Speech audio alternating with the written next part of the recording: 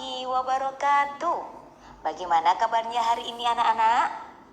Ustazah harap kalian selalu dalam keadaan sehat, tentunya siap dan tetap semangat belajar di rumah bersama saya Ustazah Lulu Istiqomah dari SD Islam Tompo Kersan, Lumajang. Hari ini kita akan belajar tematik, tema 2, subtema 3, bermain di lingkungan sekolah. Belajar tematik menjadi lebih mudah dan menyenangkan. Mari kita membaca doa bersama-sama sebelum memulai pembelajaran. Bismillahirrahmanirrahim. Raditu billahi robba wa bil islami dina wa bi Muhammadin nabiyyan wa rasula. Rabbi zidni ilma warzuqni fahma waj'alni minas salihin. Sebelum pembelajaran dimulai, yuk siapkan alat tulis terlebih dahulu, seperti buku tulis, pensil, dan penghapus.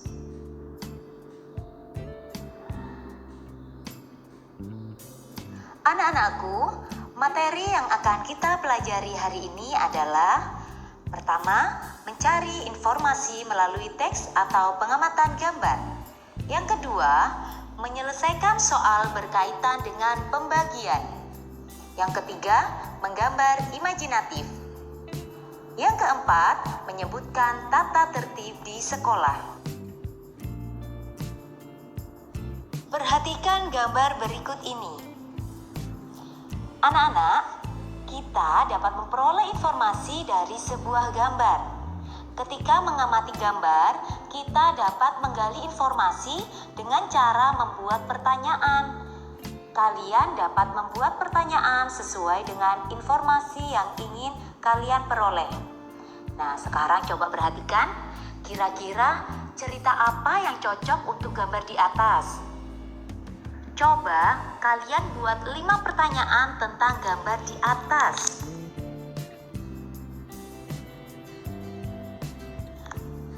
Sebelum membuat kalimat tanya, perhatikan penjelasan berikut ini. Setiap kalimat tanya menggunakan kata tanya yang penggunaannya berbeda-beda, anak-anak. Kata tanya tersebut antara lain apa, di mana, kapan, siapa, bagaimana, mengapa, dan berapa. Kata tanya apa digunakan untuk menanyakan benda, keadaan, atau perbuatan. Kata tanya di mana digunakan untuk menanyakan tempat berlangsungnya suatu peristiwa. Kata tanya kapan digunakan untuk menanyakan waktu kejadian terjadinya peristiwa. Seperti contoh, kapan kamu pergi ke sekolah? Kapan kamu pergi ke rumah nenek?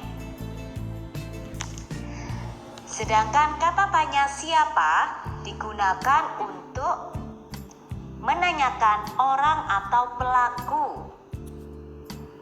Kata tanya bagaimana digunakan untuk menanyakan keadaan, cara, atau proses.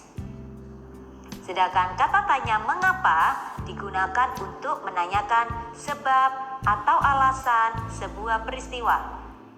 Kata tanya berapa digunakan untuk menanyakan banyak, jumlah, atau satuan. Nah, itu adalah kata tanya, anak-anak. Jadi kata tanya itu ada kata apa, di mana, kapan, siapa, bagaimana, mengapa, dan berapa. Dari kata tanya tersebut, mari kita buat contoh kalimat pertanyaan sesuai dengan gambar yang ada di layar. Contoh dengan kata tanya apa? Apa yang sedang dimainkan Benny? Kata tanya siapa? Siapa yang bermain lompat tali? Di mana Benny dan teman-teman bermain? Berapa jumlah siswa yang bermain kelereng? Selanjutnya, Kapan mereka bermain bersama? Nah, itu adalah contoh-contoh kalimat pertanyaan anak-anak. Jangan lupa setiap di akhir kalimat pertanyaan harus diberi tanda tanya. Bacalah teks berikut dengan lancar. Bermain di halaman sekolah. Waktu istirahat tiba, siswa kelas 2 bermain di halaman sekolah. Ada yang bermain kelereng, bermain tali, dan bekel. Benny, Edo, dan Udin sedang bermain kelereng. Benny sedang fokus menjentikkan kelereng. Edo dan Udin menunggu giliran sambil mengamati kelereng di dalam lingkaran. Banyak kelereng di dalam lingkaran, ada 6 butir. Siti, Mei, dan teman lainnya bermain lompat tali. Mei dapat giliran melompat. Siti memutar tali dari sebelah kanan. Teman lainnya memutar tali dari sebelah kiri. Sementara itu, Dayu bersama teman sekelas lainnya bermain estafet air.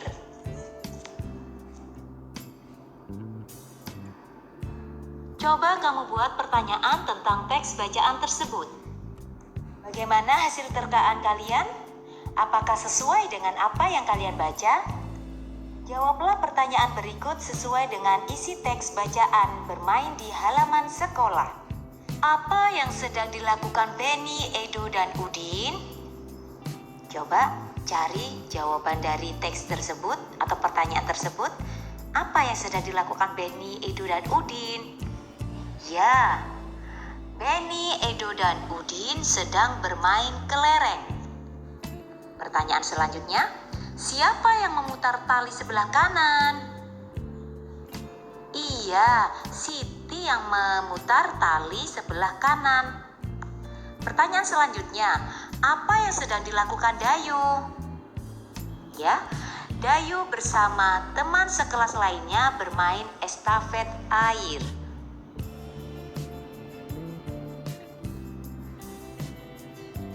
Bacalah teks percakapan berikut. Kamu masih ingat kalimat penutup paragraf pertama pada teks sebelumnya? Masih. Banyak kelereng di dalam lingkaran, ada 6 butir. Oh iya, berapa orang yang bermain kelereng ya? 3 orang. Bagaimana ya caranya membagikan 6 butir kelereng kepada 3 orang agar setiap orang mendapatkan kelereng sama banyak? Caranya setiap anak diberi 1, kemudian sisanya dibagikan lagi setiap orang 1 hingga habis. Pengurangan berulang, 6 dikurangi 3 dikurangi 3 sama dengan 0. Sama artinya 6 dibagi 3 sama dengan 2. Karena Mei melakukan 2 kali pengurangan, 6 dikurangi 3 dikurangi 3 sama dengan 0. Jadi setiap siswa mendapatkan 2 butir kelereng. Sekarang kami sudah mengerti. Terima kasih Mei. Sama-sama Benny, Edo. Anak-anakku, mari kita belajar pembagian. Pembagian bisa dikerjakan dengan cara pengurangan berulang sampai hasilnya 0. Perhatikan contoh soal berikut ini. Dedi mempunyai 12 kelereng. Dedi akan memberikan kelerengnya untuk 3 temannya sama banyak. Berapa kelereng yang diterima setiap anak? 12 kelereng dibagi kepada 3 orang teman. Maka bentuk pembagiannya adalah 12 dibagi 3. Anak-anak, kalian dapat menghitung hasil pembagian dengan cara pengurangan berulang sampai hasilnya 0. Jadi 12 dibagi 3. Kita kurangkan 3 ya. 12 dikurangi 3 sama dengan 9. 9 dikurangi 3 sama dengan 6. 6 dikurangi 3 sama dengan 3. Karena hasilnya masih belum 0, jadi kita lakukan pengurangan kembali. 3 dikurangi 3 sama dengan 0. Nah, karena sudah 0, kita hitung berapa pengurangan di situ. Ada 1, 2, 3, dan 4. Kita bisa menulis seperti ini ya. 12 dibagi 3 sama dengan 12 dikurangi 3, dikurangi 3, dikurangi 3, dikurangi 3 sama dengan 0. Karena terdapat pengurangan sebanyak 4 kali, maka hasil dari 12 dibagi 3 sama dengan 4 anak-anak. Jadi, kelereng yang diterima setiap anak adalah 4 butir. Sekarang, coba kita kerjakan soal berikut ini. Sejumlah kelereng akan dibagikan kepada beberapa anak. Gunakan cara pengurangan berulang. Coba nomor 1. 4 dibagi 2 sama dengan bagaimana bentuk pengurangannya? Pengurangan berulangnya. Iya, 4 dikurangi berapa? Iya, dikurangi 2, kemudian dikurangi berapa lagi? Dikurangi 2 sama dengan 0. Ya, 4 dikurangi 2, dikurangi 2 sama dengan 0. Karena di sini terdapat 2 kali pengurangan, jadi hasilnya berapa anak-anak? Iya, bagus sekali. Hasilnya adalah 2. Kemudian soal nomor 2. 8 dibagi 4. Kira-kira bentuk pengurangan berulangnya bagaimana? Ya, 8 dikurangi. Ya, dikurangi 4. Dikurangi 4 sama dengan berapa? Iya, sama dengan 0. Sekarang karena terdapat 2 kali pengurangan, jadi hasilnya berapa anak-anak? Iya, betul sekali. Hasilnya sama ya, 2. Karena di situ 4 dikurangi 4 2 kali, hasilnya 2. Nah, mudah bukan? Menentukan hubungan perkalian dan pembagian. 18 dibagi 3 sama dengan 6. Artinya 18 kelereng dikelompokkan menjadi 3 bagian. Masing-masing ada 6 kelereng. Perhatikan gambar berikut. Nah, bagaimana bentuk perkaliannya, anak-anak? Ya, bentuk perkaliannya adalah 3 dikali 6 sama dengan 18. Soal selanjutnya, 18 dibagi 6 sama dengan 3. Artinya, 18 kelereng dikelompokkan menjadi 6 bagian. Masing-masing ada 3 kelereng. Perhatikan gambarnya. Nah, kita buat 6 kelompok, masing-masing ada 3 kelereng. Bagaimana bentuk perkaliannya? Iya, pinter sekali. Bentuk perkaliannya adalah 6 dikali 3 sama dengan 18. Mudah bukan? Anak-anakku, masih ingatkah kalian dengan gambar imajinatif? Ya, betul sekali. Gambar imajinatif adalah gambar yang dibuat berdasarkan hayalan.